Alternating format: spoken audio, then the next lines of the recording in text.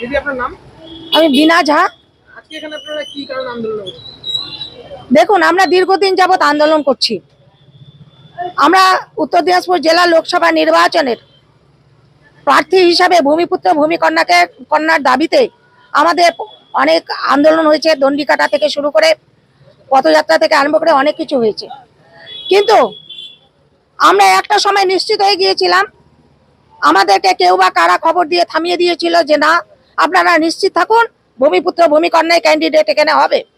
কিন্তু বিগত দুদিন ধরে আমরা আবার বিভিন্ন মিডিয়ার মারফতে আমরা জানতে পারছি যে পুনরায় দেবশ্রী চৌধুরীকে এখানে নিয়ে আসা হচ্ছে তাকে প্রার্থী হিসাবে। দেবশ্রী চৌধুরীকে এখানে কেউ পছন্দ করে না।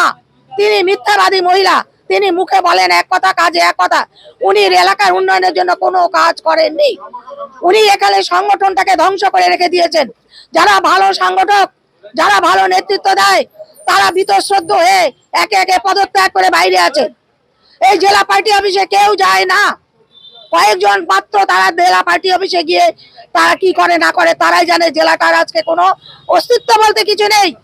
আমরা বিজেপি বাঁচানোর জন্য আমরা ভূমিপুত্র ভূমিকন্যাকে, এবং যে ভূমিপুত্র ভূমিকন্যা আজকে উত্তর দিনাজপুর জেলার কথা বলবে, উত্তর দিনাজপুর জেলার উন্নয়নের কথা বলবে, উত্তর দিনাজপুরের মাটির কথা বলবে, তাদের দুঃখ সুখে দুঃখে তাদের সাথী হয়ে থাকবে, এমন একটা প্রার্থীকে আমরা এখানে প্রার্থী হিসেবে দেখতে চাই।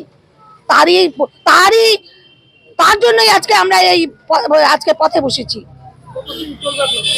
যতক্ষণ পর্যন্ত ক্যান্ডিডেট ডিক্লেয়ার না হয় ততক্ষণ পর্যন্ত আমরা পথে থাকবো, আমরা এই অবস্থানে বিক্ষোভে থাকবো।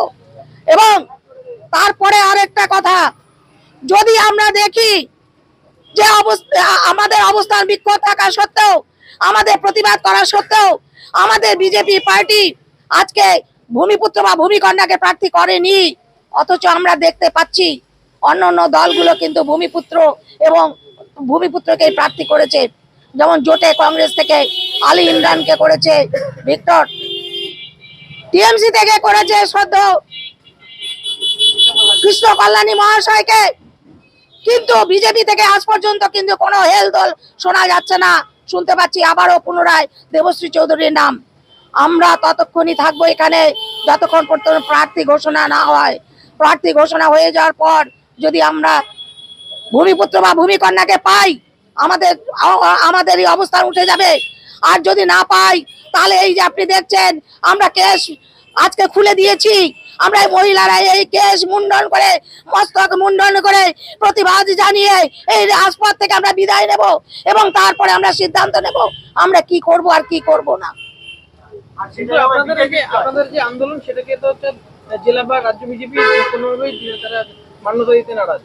জেলা বিজেপি বলতে কিছু নেই এখানে। যিনি জেলায় বসে আছেন উনি একজন বহিরাগত। উনিও কিন্তু